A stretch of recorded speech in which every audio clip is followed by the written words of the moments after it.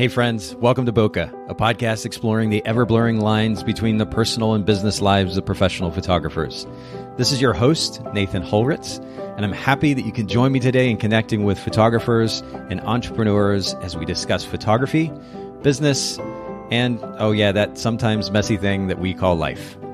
This podcast is brought to you by Photographers Edit, custom image editing for the wedding and portrait photographer. Just visit photographersedit.com. All right, Bokeh Podcast listeners, we're back for yet another episode. And today I have with me, well, virtually with me, Erica and Jon Hayes. Thank you so much, guys, for making time for the Bokeh Podcast. Yes, thank you so much for having us. Absolutely. And we actually had the opportunity, I guess it was for the first time, to meet back at the United Conference in, man, I'm losing track of dates here. I guess it was the first part of November, right? Yes. Yeah. At United here in Phoenix in November. Yeah. It was perfect to finally be able to put a face behind everything that we participate in.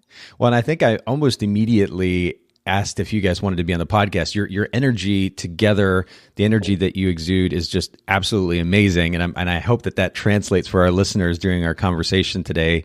And we're going to actually touch on a brand new subject, actually, which is how to become a branding photographer. I don't know that we've had any photographer on the show to date that actually specializes in this particular genre of photography. It's a phrase that I've begun to hear as of late, but certainly something that seems to be a bit newer to the photography industry, or at least the wedding and portrait industry. And so we're going to get into that in more detail here in just a bit. We normally start off the podcast with something we call a technique for time. And I'll let either one of you grab the answer to this question, but maybe both of you have one. What is something that you do that enables you to create more time for yourselves, for your kids? I know you've got a couple of kids. Through the week, or even just day to day in your workflow, is there a tip or a trick that you have implemented in your workflow that creates more free time for you? Yeah, definitely. Well, thanks first, Nathan, for having us on here, and also for your kind compliments. We appreciate that. For sure. But yeah, I really feel like having a technique for time, finding free time for us in our life and in our business, it was something we heard a lot about and heard others' wisdom on as we stepped into full-time business for ourselves, but something we still had to learn the hard way on our own, creating time for ourselves. And it's really something we struggled with in 2018, but something we're championing for ourselves in 2019. So I'd say 2018 really taught us a lot of lessons. Okay. And we're able to apply those for this year. So I want to hear your technique here in just a second, but I'm actually curious now, if you don't mind sharing, what was the struggle with creating time for yourselves in 2018, and how is that going to change in 19? So 2018 was our first full year in business. So we started halfway through 2017. Okay. And in 2018, it was just like, the best way we can describe it is the business ran us. We did not run the business. Yeah. It ran us. So it was, every inquiry we received was yes, absolutely. Like if you need a camera pointed at it and it pays, we'll be there. Sure. And while that's great, and while that's almost necessary when you're starting out, it really got us to the point where we were shooting 5 to 6 days a week pretty consistently. And that's just shoot time. So when you take into account all the back end work and invoicing and post-production and driving to and from shoots and babysitting and everything else, plus the things our kids are involved in, we did not have a life. We'd work from sun up to sundown, and it was fun because we were building our business and pursuing our dream, but it drained us completely. Sure. To the point where we had multiple moments of like, man, that job I used to have, yep. Was it really that bad? Yeah. And so that's where we decided, look, 2019, if we're going to continue to do this, and if we're really going to chase after what we want to build, it can't look like this. And we learned some lessons about scheduling time. And I think that's our biggest technique for time is just, we found that we have to be kind of scheduled people. So one of the things we do every morning is we wake up early before the kids get up, and, we take the time to just drink coffee, have some quiet time. And then before the kids get up, we really are intentional to talk down the whole day. So we come together with each of our to-do lists, our priority lists, because the way we divide things between what we do, we both focus on different areas of the business. And we decide, based on the things we bring to the table in the morning, what are the highest priorities for the day? What's going to keep the ball rolling for us? What things are screaming the loudest? What do we have to do? And then we create, based on that, some realistic goals for the day. So we want to set a realistic goal list, not something that's like 50 items long that there's no way we can accomplish. We want to set a realistic goal list that is achievable, because that way we can, at the end of the day, we can look at that list, we can see the things we've checked off, and we can feel good about what we got done for the day, and then move on to the other things we do outside of our business without feeling guilty about it, or feeling like we left something on the table. And it helped us work with purpose too, so that we're not all over the place focusing on 20 different tasks, but accomplishing nothing. So that's really been what we've implemented to our own business and lifestyle, so that, at the end of the day, when our son comes home from school, we can have family time and we don't need to feel guilty about it. That's really good. You mentioned that you realized you had to be schedule people. I think the reality, honestly, is that pretty much anybody in business for themselves needs to be a so-called scheduled person. If we are letting the business happen to us or run us, as you were describing, and I think many of our listeners can probably relate to that, at least in the past, if not currently, if we let our business run us, if we're reacting to everything that's going on, whether it's email or phone calls or social media or anything of the sort, it is going to absolutely overwhelm us. And whether we experience that for an extended period of time or even a short amount of time, that will happen if we're not proactive about saying, all right, here is, first of all, the life that I want to live. Secondly, because that's the life that I want to live, this is the type of business model I'm going to implement. And then thirdly, now that I know that business model, I am going to implement a schedule that enables me to be able to carry out that business model effectively. And I like that you got even more specific, Jon, by saying, instead of making a massive list of to-dos, I'm going to create a list, or we're going to create a list that is manageable, that is accomplishable, if that's even a word, in a day.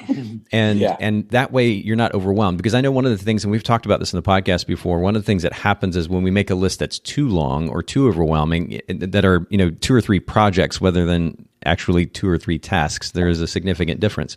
Then it just becomes so overwhelming that there's a high likelihood that either we don't get them done and then we feel disappointed, and or we're so overwhelmed that we end up just putting them off. And so creating a doable list, if you will, at the beginning of the day, I think is a great idea, or even at the end of the prior day. And that way you know what you're working toward. It does give you some guidance and some direction, some structure to your day. And then, as you said, the rest is kind of gravy, right? You know that if you have any additional time to get things done in your business, it's great. But then if you have to move on to taking care of personal things in your family or otherwise, you've at least moved your business forward in some form or fashion that day, and you can feel accomplished. And I think it's a wonderful balance. Erica, do you have anything to add to that?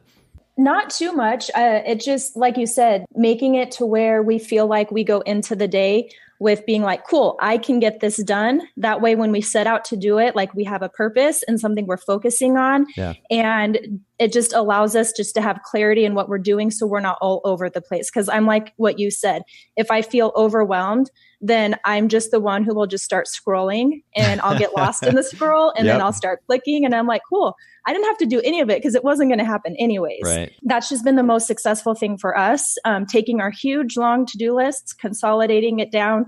Really, honestly, the first thing is what's going to make us money will be the highest priority thing that one of us focus on. Yeah. And then, responding to leads or inquiries, and, anything after that is just what can benefit and support the back end of our business. And so, it's really been beneficial for us to follow that every day.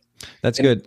Go ahead, Jon. I was just going to add, I think as a husband and wife team too, because we do split up kind of the different roles and duties we have within the business, it also helps us not go head to head with what we think our own priorities are and whether they're more important than the other's priorities. Yeah. It lets us level set on that at the beginning of the day. And then we agree to what our mutual highest priorities are. And I think that's something that's really allowed us to function. I hear people say, how do you guys do this as a husband and wife? Like, I would be at each other's throats all day. Well, it's because, we come to agreement before the day even starts on, yes, we both have a list of to-dos, but here are both of our highest priorities. Now let's go out and get them. And so it helps avoid conflict in that way too. Well, there's something too that makes a big difference, and this is certainly not or meant to be a relationship podcast anyway, but I can speak from experience that when you're in a relationship, a close romantic relationship, and especially a marriage, and you're spending all the time together, it's in order to be able to effectively run a business together, you really have to set some bigger ideas in front of you that are bigger than both yourselves, that you certainly that you agree on, but that kind of supersede your preferences, maybe in some cases, your egos certainly, and hopefully all cases. And so in order to effectively work together and minimize the amount of conflict, ego has to be set aside. Preferences at times have to be set aside, and you're both working toward this larger goal. This is the thing that we're reaching toward. Kind of like what I was talking about earlier. You know what you want to accomplish in life. And then in the context of this conversation, that also helps direct the business model that you're creating. And that business model is really what decides how you're spending your time. And since you've both agreed on that business model and what you're actually reaching toward, it's much easier to work together effectively and minimize conflict simultaneously. I think that's really, really, it's something important to keep in mind. Whether those of you listening in are married or in some type of a romantic relationship where you're working with somebody else, or even just a business partnership, it's really important to learn how to work toward the bigger idea or the bigger goal and set aside ego. And again, I speak from experience, so this is certainly not me preaching. It's a really important idea, concept to keep in mind. So this has been a wonderful start to the conversation. I really appreciate you guys sharing with us. To start off, talk to us a little bit about, and maybe this is not so much in 2018, maybe as you're moving into 2019, this is something you're considering. But a question I've been asking our guests as of late, what is something that you've learned to do to be more centered, more present, more focused, to kind of minimize the distraction? Erica, you alluded to the scroll, that detrimental scroll, if you will. Yes. What is something that has enabled you all to be a bit more present? I mean, that quiet time in the morning with coffee sounds wonderful, but is there something else as well? Yeah. For me, like you said, outside of 2018, because honestly, I didn't feel very present last year. Like even if I wasn't physically holding my phone and working on social media, which is a huge part of my job, or sitting at the computer typing or editing or working on something, in my head, I was completely checked out because I just was working in overdrive, thinking of what I needed to do, what didn't get done, all those types of things. So I've just honestly, what it has come down to is just giving myself the permission to not have to work nonstop throughout the day. And I think that's hard, like when you work from home, because you constantly feel like you're in the office, or you're, just feeling like I'm looking at all the work I have ahead of me or in front of me. And it's just like, you're there around it all day.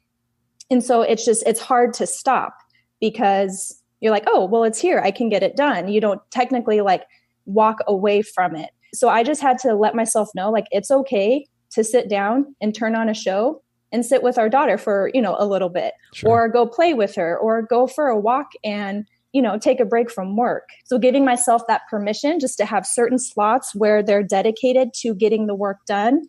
And then knowing that anything outside of that was time for me to be present, either for myself or for my family, or even for our house.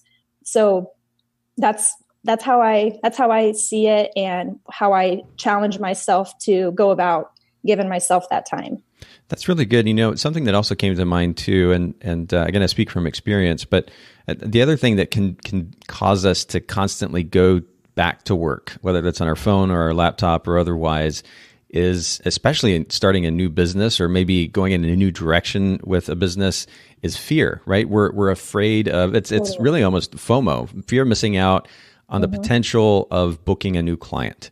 And there is that kind of desperation that is driven in many cases by fear. And that fear ultimately can be detrimental to the health of certainly our personal lives.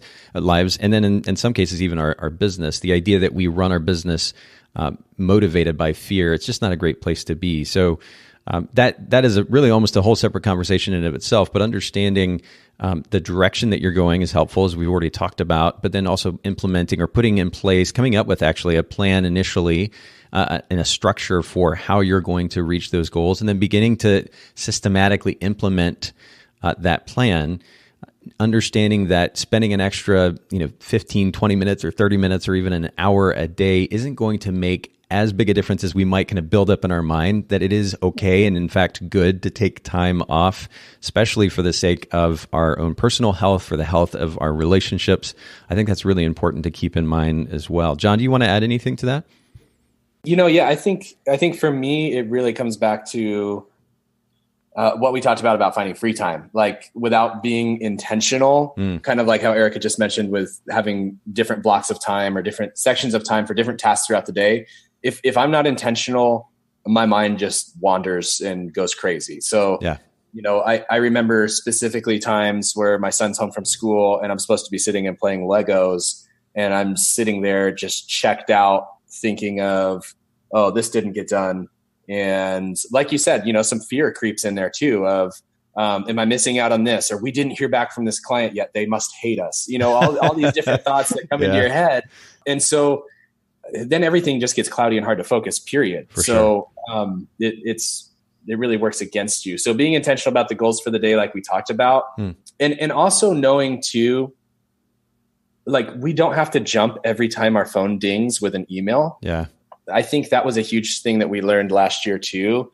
And we actually ended up putting in to an automatic email response to inquiries like, hey, well, thank you. So happy you reached out. We'll be back to you within 24 to 48 hours, because we have to give ourselves a little bit of a buffer. And it's what I did in the corporate world. Like when I worked in corporate America before we started doing this together, if it was after 5 o'clock, 6 o'clock, I didn't jump for my phone or feel like I needed to get back to someone right away. I'll take care of it in the morning. And so giving ourselves permission to do that as well has allowed us to be more focused on our family, be more present in the time we do have with our family, instead of sitting there thinking about the email that just came in or anything that didn't get done. Because again, we've set our goal list, we've accomplished it for the day, and we can kind of shut that side of our mind off a little bit better. Yeah, and it always helps to, and maybe you guys are already doing this in some form or fashion, it always helps to turn off those notifications too. They can be, it is easy to get distracted when you see that screen light up on your phone and you want to just glance over to see what came in, whether it's a text message or an email notification or social media notification or whatever it might be. I love something that has been implemented by Google Voice, and I wish, honestly, that more platforms would do this. And I think there are different ways to go about it, maybe not the exact same implementation, but Google Voice in particular, I have a separate phone number that I'll give, in some cases, to industry clients, potential clients, photographers or companies or otherwise, sometimes just that I'll use when I go to create an account somewhere.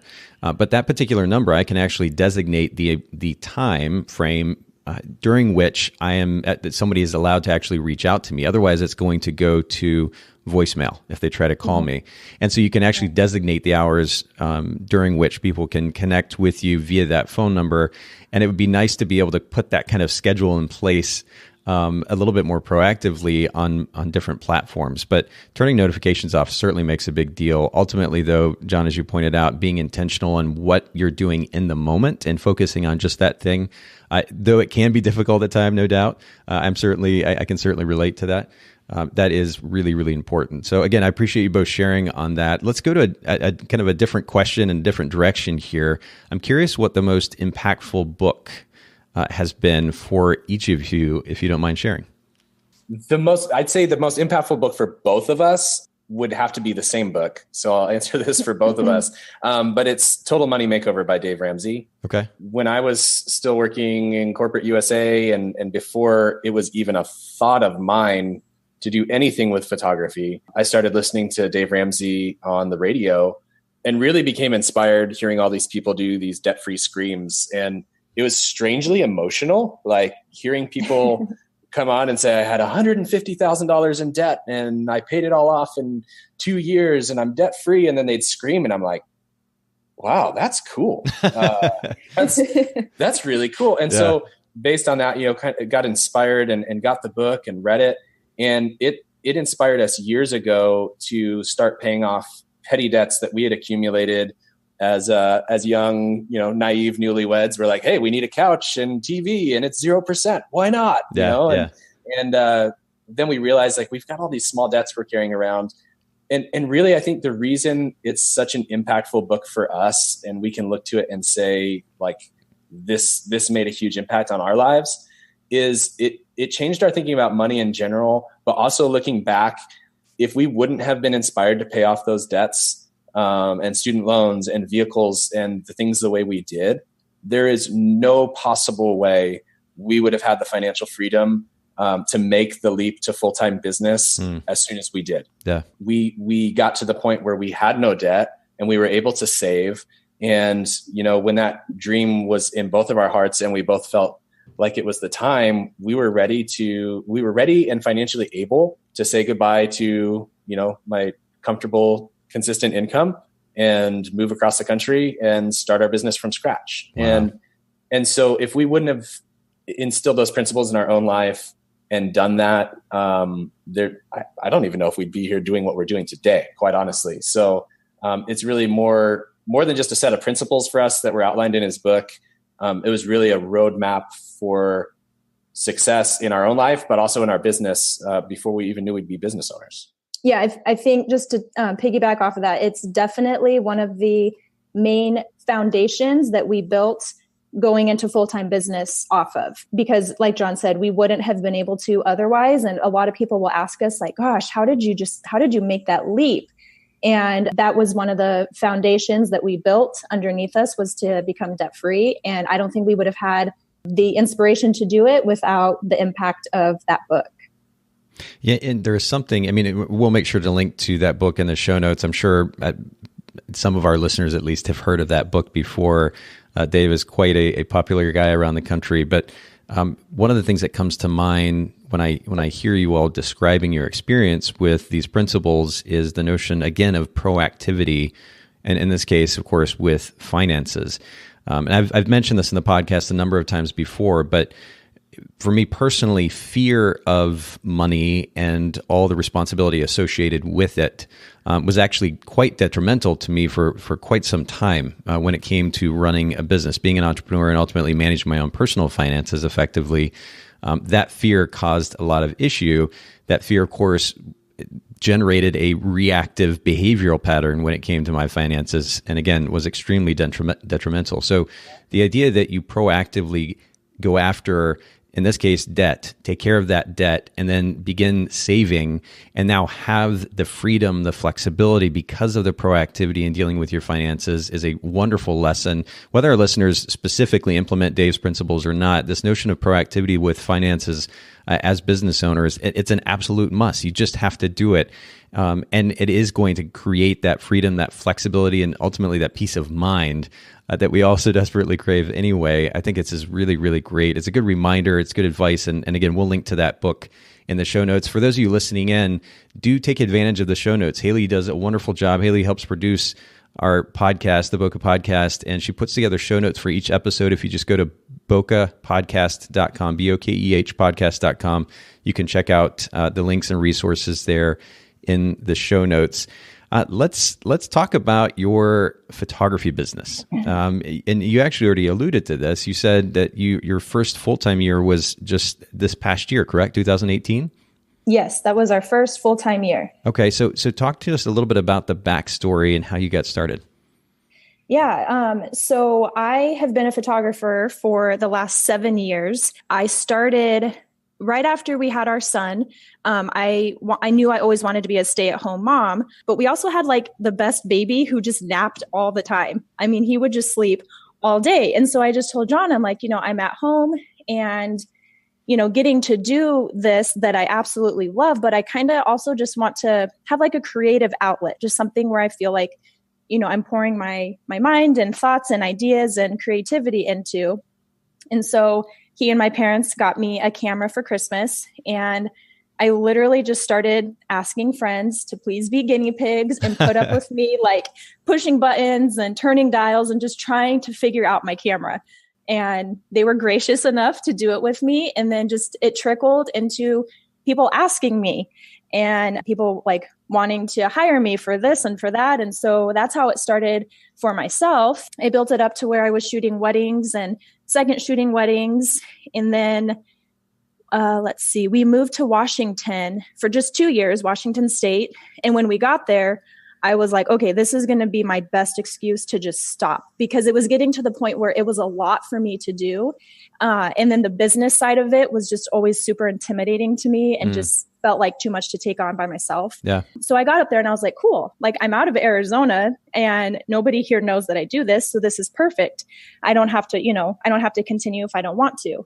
But we've always had a dream to have our own business. And Jon had a great job in corporate America. And we still just weren't happy. We just felt like we're not doing what we've always wanted to do.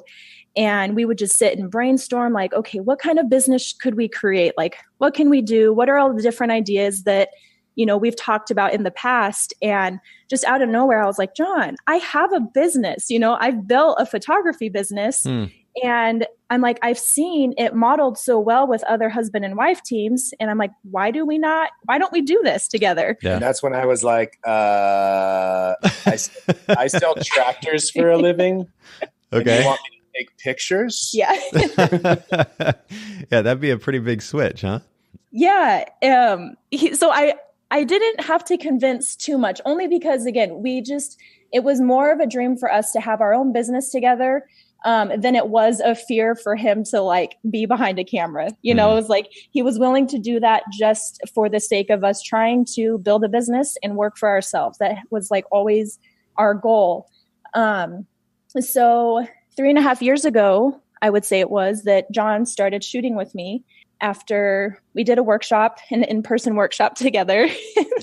And Jon, at which the teachers were like, hey, we're going to cover some real quick basics of your camera, ISO, aperture, shutter speed, how to use light. And everybody's sitting back and yawning. And I was scribbling in the workbook as fast as I could. Yeah. Like, my gosh, I got to learn all this stuff. Yeah, like smoke coming off of his paper type of thing. Yeah. But honestly, it was the best thing we could have done to him to just throw him into it. And I think that's like with anything. I think if you like give kids swimming lessons, you don't walk them around the water and just have them look at it and stare at it. You just throw them in the water and you start teaching them. And so that's what we did with Jon 3.5 years ago. And then, like we said, in 2017, we came back home to Arizona because that's where we knew with our business model, we wanted to be back in the sunshine and just back home where we felt comfortable and where we just knew we wanted our business to be based. And then 2018 was our first full year doing that full time.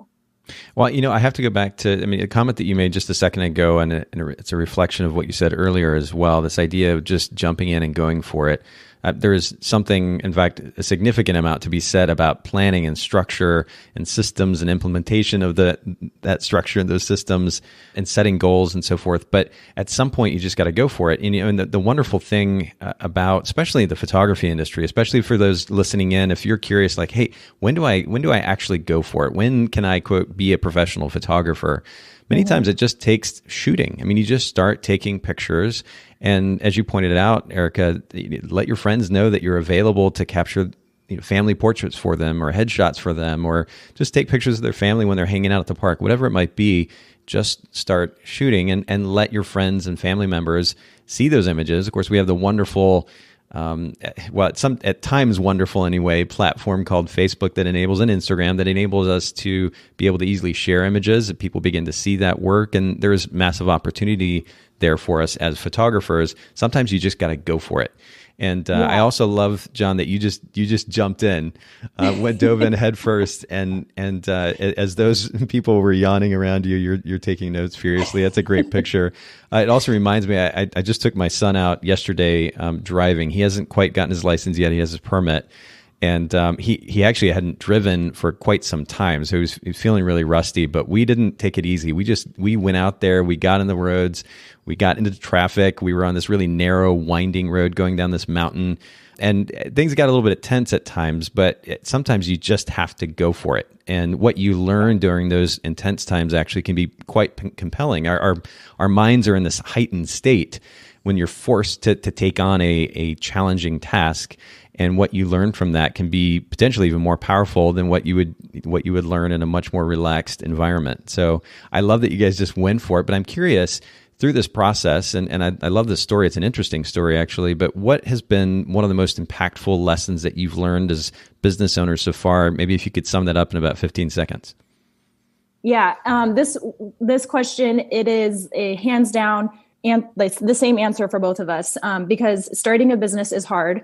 Continuing with it and sticking with it can be even harder, especially when you experience the no's and the setbacks and the discouragements that it does bring. Yeah. But we were told a piece of advice from one of the leaders in our industry here in Arizona. He told us, because we sent him an email real quick. We're like, dang, this year just feels like a roller coaster. We'll be at so low. And then all of a sudden you turn the corner and it's like, oh my gosh, like we are the highest high that we can get. Yeah. Like it can't change. And then all of a sudden it drops. Yes. And just pure discouragement. So like it is a roller coaster, and then it turns, and then it flips you upside down, and then it whips you back.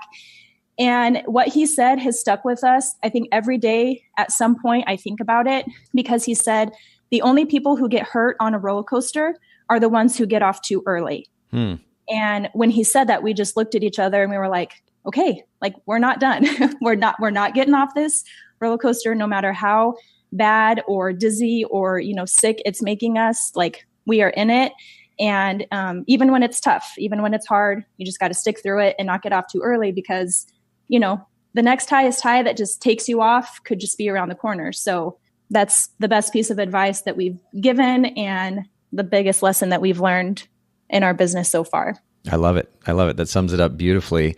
Let's talk about your photography business specifically and the type of photography that you're actually offering. How would you sum up your photography business's brand position? So what we do is we partner with different brands, whether they're, products or services or even personal brands. And we partner with them to create imagery for mostly digital marketing campaigns. So, we'll work with a product or service oriented business to come up with a full photo shoot that outlines from start to finish what they need for their digital marketing. And so kind of the way we do that, there's a lot of people who work in the brand photography industry. If you think about all of the images in magazines or billboards or, that you see everywhere, there's people taking those pictures. But what we found is a lot of those photographers are they're extremely niche photographers. Right. Like the guy who takes Nike's shoe photos probably specializes in shoe photography. That's his jam. And we're not trying to be that specific, but what we do specifically want to do is create an experience for brands that come to us and say, we have this great product or we have this great service, and we know that our ideal clients are going to love it, and we know who our ideal clients are, but we don't know how to get from point A to point B to put together a photo shoot that's going to communicate that message to them. Yeah. And so as much as we're photographers and we call ourselves brand photographers, we also consider ourselves to be content creators and creative stylists, because we partner with that brand and kind of get inside their head, or as Erica likes to say, she channels her inner Joanna Gaines. And we work with them to plan exactly how to communicate through that message through photography. So we build out a timeline, and we coordinate locations and come up with a shot list and photo inspiration and all of these things to create kind of a guidebook that they can then give feedback on. But then on the day of the shoot, it becomes our roadmap to make sure we cover everything they need. We put all of the images all of the targets that we had for the day in our shot list. It makes sure that we get all of that accomplished. So at the end of the day, the images that they envisioned in their head from the beginning that they didn't know how to get there, we've taken them through that whole journey. And so it's really that full experience as well of not just here's your final images, but we walk them through that journey of how to get there. And so that's really what we've begun to focus on as brand photographers. And like I said, then also content creators and creative stylists. Well, and that is a very complete experience, and I appreciate you kind of sharing all of that, but I have to give you major props too, because you guys have one of the clearest, most concise brand positions that I've heard on our podcast in 200 plus episodes yet. And I'm actually on the homepage of your website. For those of you listening in, make sure you check out Erica and Jon, ERICA and JON.com. And it is the same thing on Instagram too, correct? Yes. Okay, perfect. At Erica and Jon. Perfect. We'll link to that in the show notes. But the homepage of your website, you say very succinctly, we partner with commercial and personal brands to create compelling and intentional imagery to promote their products, people, and personality. And to be able to clearly and concisely in one sentence sum up what you do is a really, I mean, it's an unusual thing, unfortunately, in our industry. And I think, and hopefully we're creating some awareness about this idea of a brand position through the podcast, because it does ultimately make it, and we were actually chatting about this before we started recording, the direction that you all are going with your brand, specifically focusing on branding photography. In order to be able to effectively communicate your brand, you first of all need to be clear about what it is that you offer, and hopefully that particular service is unique to your market, which of course naturally enables you to be able to stand out more easily. But then figuring out how to communicate that effectively is very, very key as well. And it's easy to get to go on and on and on talking about this thing and that thing, and the actual position get lost in the process. You've been able to do this in one sentence. It's very clear. It's very concise. So again, I have to give you major props. And for those listening in, this is a wonderful example of a very clear and concise brand position. Take this as an example and figure out how you can come up with a one sentence description of what it is, not only that your service offers or that you offer as a service, but more specifically how that is different from the wedding or portrait photographers or commercial photographers in your market. It's really, really important. Speaking and communicating it, though, beyond just that text on the homepage of your website, how do you effectively go about communicating this brand position to your clients or potential clients? To be completely transparent, that's been something we've struggled with, and I appreciate your encouragement from that kind of brand position statement on our website, because it's something we did try really hard to be able to communicate in a nutshell, because we know we've only got so much of someone's time and attention when they visit and are interested and check out what we do. Yeah. And we really want to make sure we spoke directly and clearly and concisely to, this is who we are, this is what we do. If this is what you need, awesome. If not, we know other people that can probably help you, and we're excited to be in the middle actually of working with some really brilliant people who are helping us even further refine our brand design and website and strategies to make sure we're really getting that message across to our ideal clients. We both kind of cringed when you gave our current website a shout out, because we're in the process of renewing all of that. So we're really excited. We'll be launching our fresh brand and website to even more clearly outline the experience that we just talked about a minute ago. Sure. I think that's really what we want people, aside from kind of a clear, concise brand position, we want to be able to communicate the experience that they get with us in a really effective way, because we feel like that's one of the things that distinguishes us and one of the things that sets apart from anybody that could take a photo of your product. That's the biggest thing we're trying to communicate from our brand to a potential client is, yes, the pictures are going to be on point and they're going to work well for you, but the experience and everything going into it, leading up to it, is also part of what we bring to the table. And that's what we want our clients to be able to see and value and understand. Well, and I will mention too, by the time this episode comes out, it may be, because we have a little bit of a lag with the various, the multiple episodes that we have in the queue, it may be that the new website is out by that point. But again, I have to give you props for the clarity of that position statement. And I'm certainly not a web designer, but I would actually recommend moving that, because I had to scroll down just a little bit to get to that position statement. I'd put that at the very top, because it so effectively communicates what it is that you all offer. Then, going from there and communicating the experience totally makes sense. In fact, that's actually been a bit of a challenge for the Photographer's Edit brand as well. We have and actually we're just right now in the process of combining the how it works and services pages into one. So it's this one scrolling page that communicates to our potential clients what it is like to work with Photographer's Edit. First, the services that we offer, and then what that process actually looks like. And that will, I'm sure, continue to be a process of refinement. It's important to communicate clearly, concisely, and like you pointed out, Jon, there's so much noise all around us. So if it takes paragraphs of text to communicate what it is that we're offering and how we go about that process, it's too complicated. We have to figure out how to distill, how to simplify, and for there ultimately to be a lot of white space. And it takes a little bit of work to actually distill it down to that simple message or to the simple process or communication process. But it ultimately is going to not only benefit us, it's going to benefit the potential client because they can clearly understand what it is that we offer. Expectations are properly managed. It's a win-win for everybody at that point. So I love this conversation. Again, thanks for setting a wonderful example. Let's go a different direction, kind of a little more lighthearted. What is in your gear bag? Maybe you can each share a favorite piece of gear in your camera bag these days. Yeah, this one is always fun because we do love our gear and we get excited about what we get to use and all of our lenses and stuff like that. But hands down, my favorite camera body is the Canon 5D Mark III. Ever since Jon started shooting with me, that's the camera that we purchased for me, and I've been using it for about 3.5 years. Yeah. And then my favorite lens is my portrait lens, the 50mm 1.2.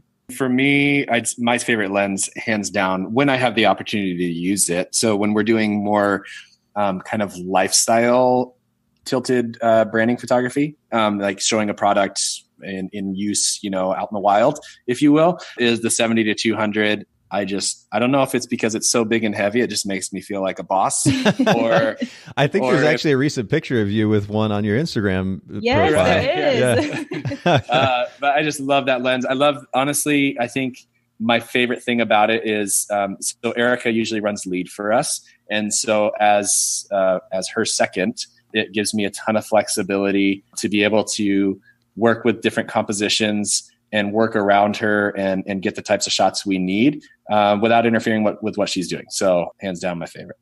Yeah. And I do just have to add, for our product photography, which we have been doing a lot more of, we absolutely love our 100mm macro or detail lens, whatever you want to refer to it as, because it just gives such a crisp and clean photo and just makes the product pictures just look so rich and just makes them really stand out. So that's another favorite. That's great. Well, we'll certainly list these in the show notes. Again, bokehpodcast.com. That the 50 and 70-200 are my top lenses for sure. And again, for those listening in, if you are trying to figure out how to spend your money for the first set of camera gear that you're going to purchase, that 50-1.8 is such an inexpensive, even the 1.4 is such an inexpensive lens to get a hold of and to get started with. You can do so much with it.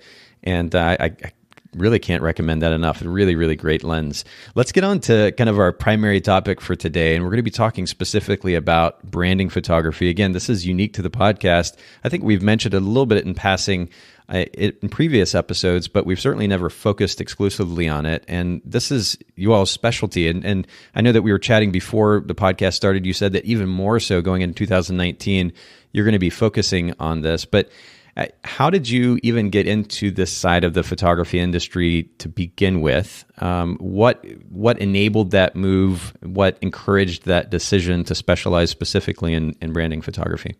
Shoot, we're excited to know we're kind of the first ones on the podcast that focus on that. It's an honor to be able to speak to that. Our own personal story of how we got into this, I guess the best way we can sum it up is it was an accident.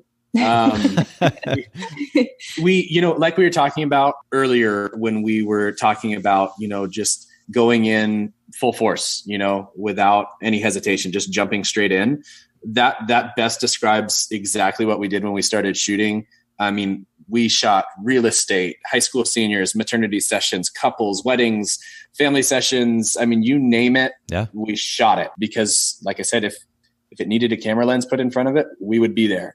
And so that kind of started happening where we would work with a local wedding cake shop and take some pictures of their cookies and different treats and stuff. And at the time, it didn't even compute in our minds as like, hey, this is a brand photography. We're just like, hey, we're taking pictures of cookies, cool. And they taste great after we're done shooting them. So yeah. Oh, total bonus. Love food photography. So if anybody's looking to get into brand photography, focus on food. It's awesome.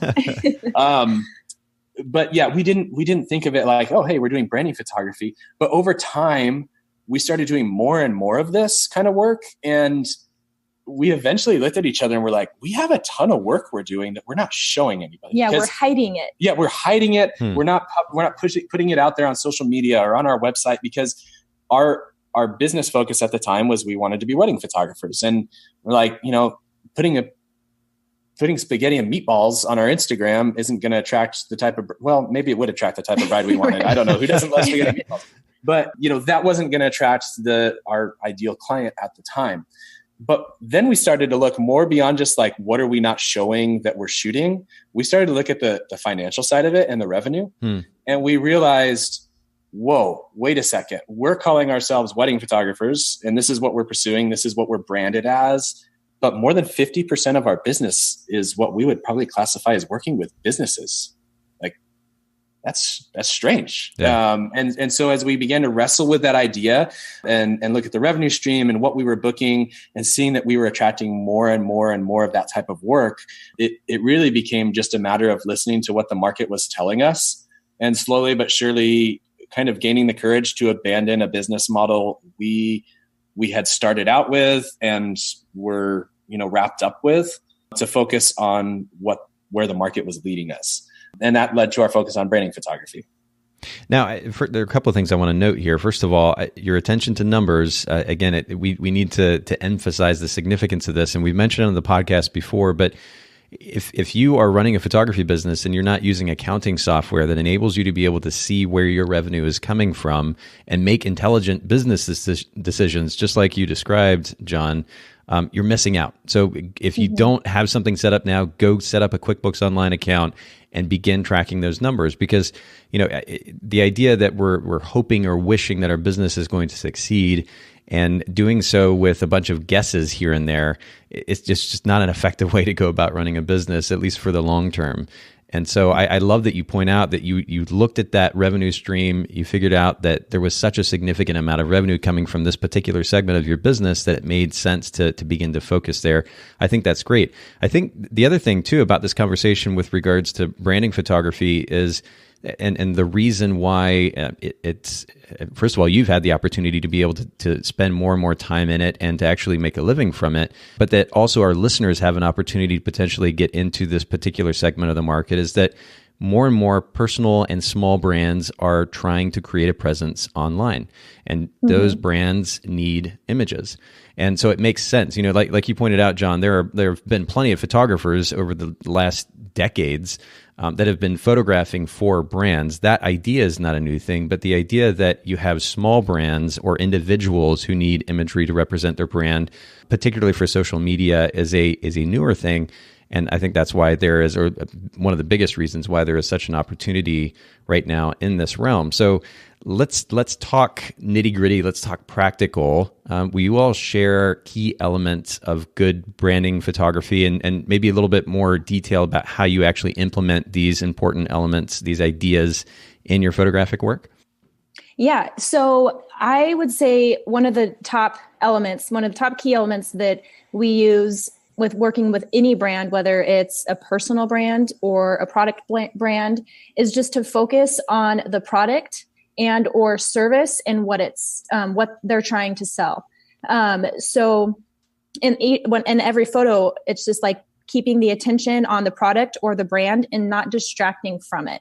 And that can be tricky when it's more of a service or, personal brand type of thing. But for instance, when we work with a restaurant and we're photographing their dishes, we just bring in different elements that will add visual interest to the photo, but not distract from it. Just so that it's just, again, supporting our clients' food, which in turn is allowing us to serve them the best that we can. And nothing's distracting from it. We're just, adding some creativity to the photo, but always keeping the focus on what their product is. And with personal brands, Erica mentioned that sometimes is difficult, but there usually still is with the personal brand. There's a message or maybe a product they're promoting or some sort of philosophy or system or idea that they're promoting that we're able to focus on. So while it's a little bit different than just a plate of food on a table that we have to make sure is, obvious and stands out and is not distracted from, with the personal brands, we do a similar thing in making sure that key idea or element is what stands out the most in the photo. Well, at the end of the day, a business has to have a value proposition, right? How am I going to add value to my potential client? So whether it's food or there's a personal brand, as you pointed out, Jon, with a particular message that they want to communicate that hopefully adds value, whatever it might be, the value proposition is the thing to focus on in that photography. And so I love that you highlight this. I'm curious though, if maybe one of the two of you or even both of you could describe what the antithesis of this looks like. So you're talking about, for example, Erica, not including anything in this image of the dish with the food on it that would distract from the primary subject, what this brand is about. Have you seen images, brand photography that don't do that so well? And maybe what did those look like? Yeah. So this kind of ties into our second key element, but I will say like a big thing is to keep other brands out of the photo. It can be tricky because, if I always go to the food one because I feel like that's the one we do a ton of creative work with. Mm-hmm. And of course we use, and I share it in our stories, and a lot of people will ask, where we source our different props and stuff. And I love the Magnolia line. And so I use a lot of their towels or dishes and stuff, but not focusing on the label on the towel or, the label on the handle of a spoon, and kind of hiding those things out of the photo. So it's not like I'm shooting, for that, utensil or whatever. Right. And just not overtaking the brand we are working with by other brands that we bring into the picture. That's good.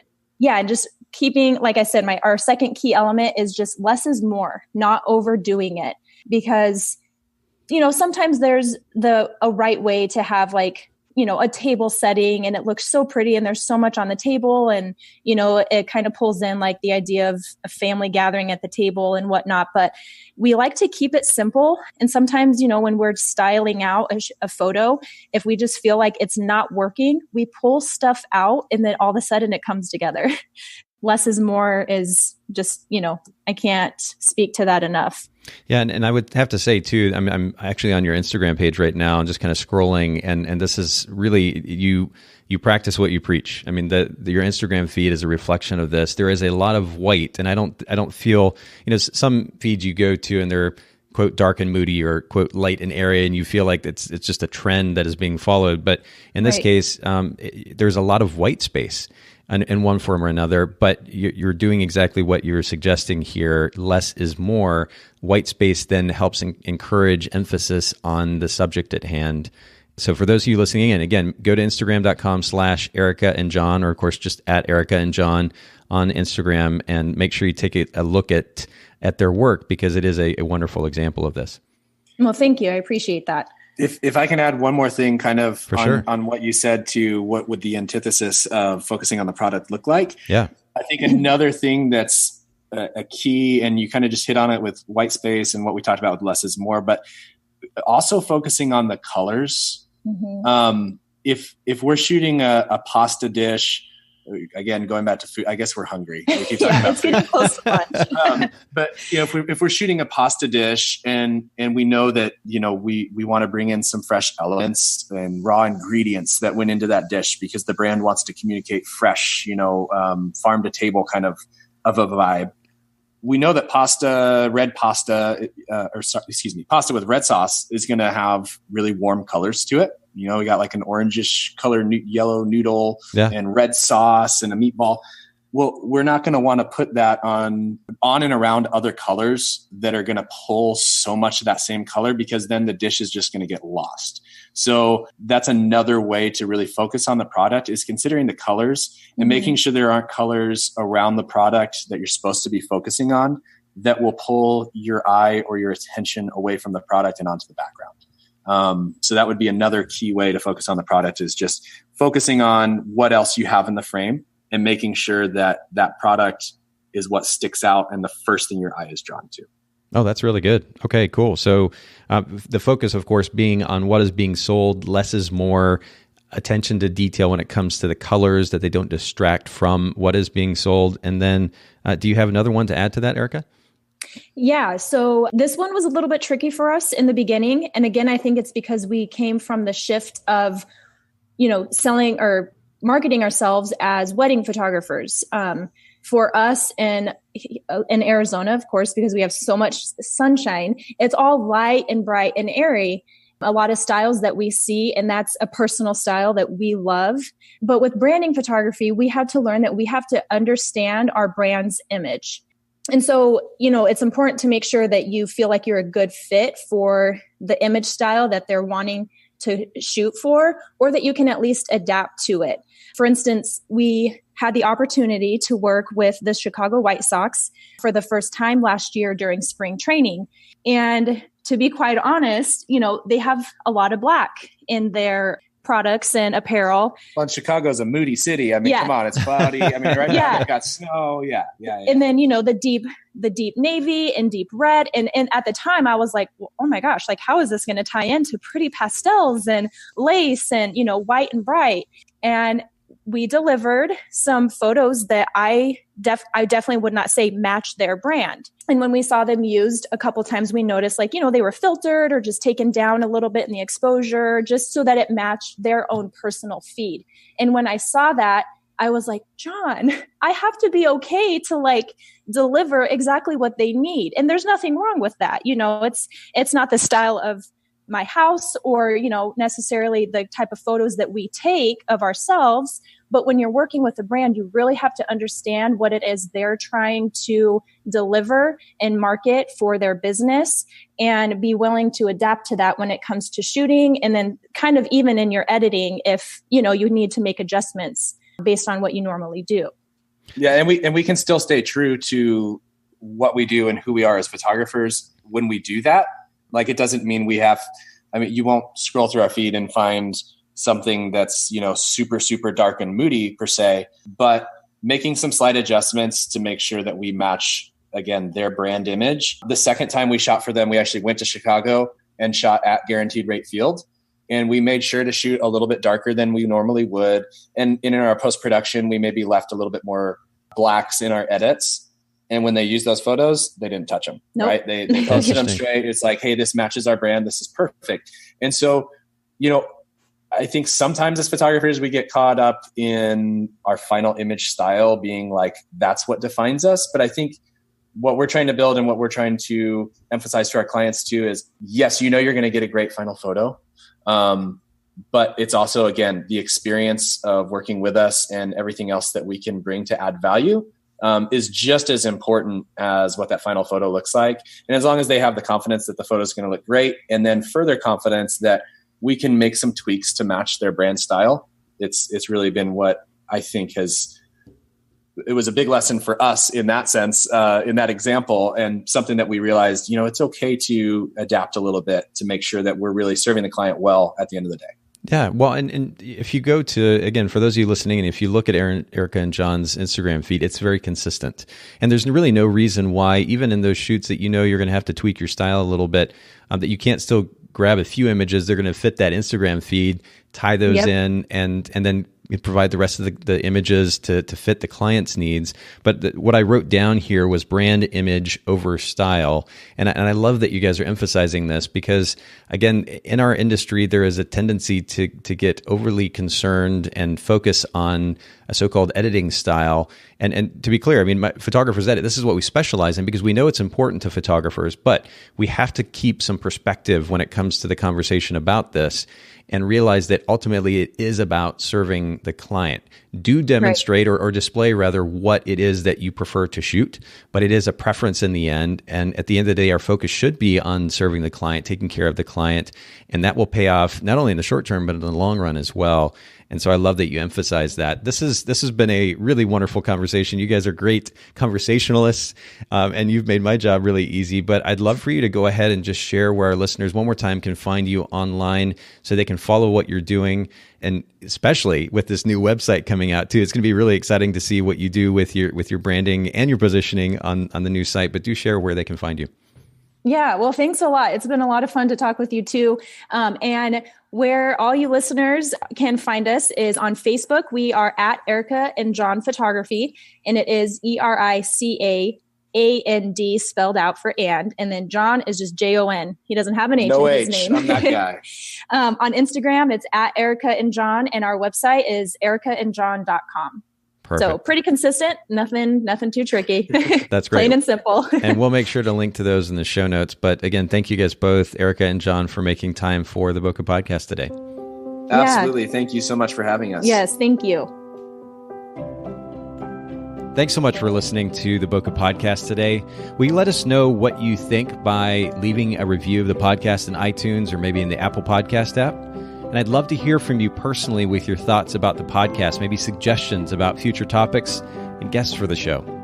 My direct email is nathan@photographersedit.com. The Bokeh Podcast is brought to you by Photographers Edit, custom image editing for the wedding and portrait photographer. Just visit photographersedit.com.